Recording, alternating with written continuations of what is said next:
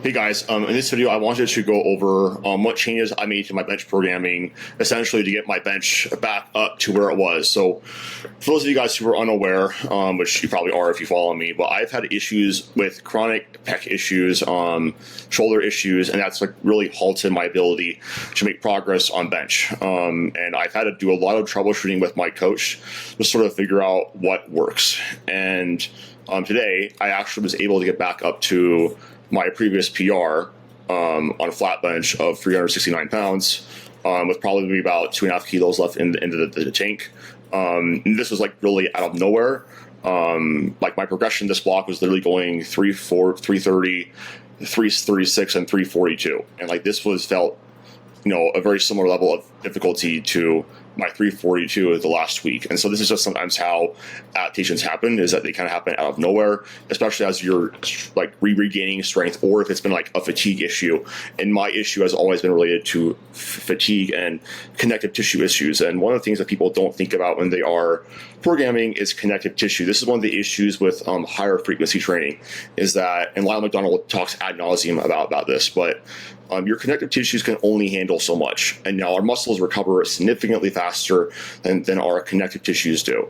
And for a lot of powerlifters, like that is the limiting factor, is having your connective tissue issues. Like sometimes you do have like, muscle strains, but that's not as common as connective tissue issues that are going to interfere with your body's ability to produce force. Basically what I did is I added in one single, basically progressing 7 to 8 RPE, one more rep pops after that, and percentage based back to work with higher reps. This is just because my body tends to, what Eric on my bodybuilder and I have kind of found is that my body sort of needs a wider loading range to like respond well to. If I stay too long in like one intensity zone, whether that's high reps or low reps, like I don't really adapt well. So my bench press just needs a lot of variety, and I'm pretty skilled at benching, so I don't need a lot of variations. My view of variations is that they can be very helpful, mostly for technique purposes, and if you're not very good at moving.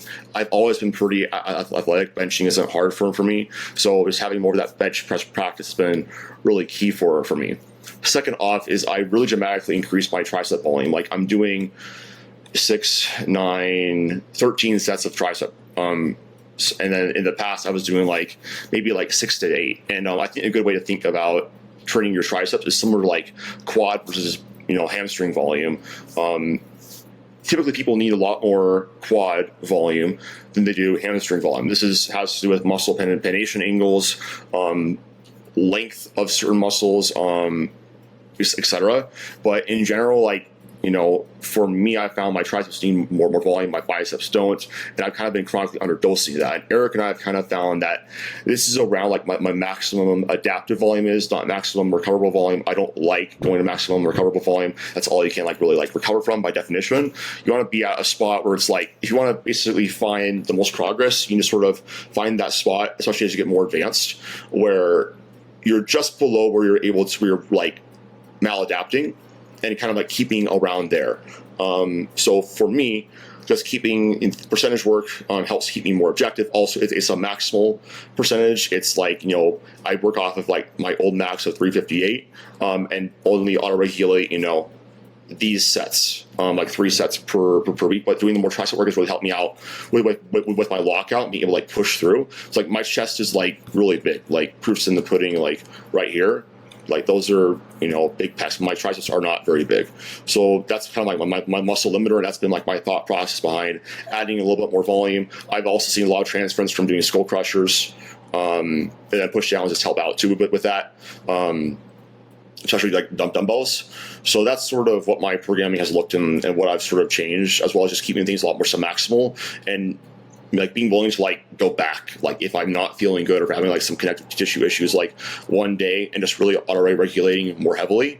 And that's really been key. This has been kind of the overall structure that I've been using. And then what I'm doing too, like I knew I had like 375. Like I've done this for long enough where I know what my top end is on any given day. And, I've taught us in, why your bench press isn't making progress or why it's plateaued. Like not going into an all-out RPE 10 is just super important for keeping and maintaining training momentum. and so that's kind of like what's worked really, really well for me, and what's sort of helping me with my bench progress. Also, gaining weight's been helping out. Like I did, my coach just increased my calories on Paige Myers, and that's helping me out too. I'm waking up like 198 to 199 right now. Past couple of days, and so building that a muscle. Again, like I'm tall, need to build some muscle. Like doesn't just come out of anywhere. Like especially, like I'm pretty lean. If I was, a little bit fatter, I probably wouldn't need a knee surplus or to gain weight. I would just need better overall nutrition habits. But yeah, just really happy about this. Excited to see like how things continue to progress. I'm likely not really going to change much about the structure because it's working really well.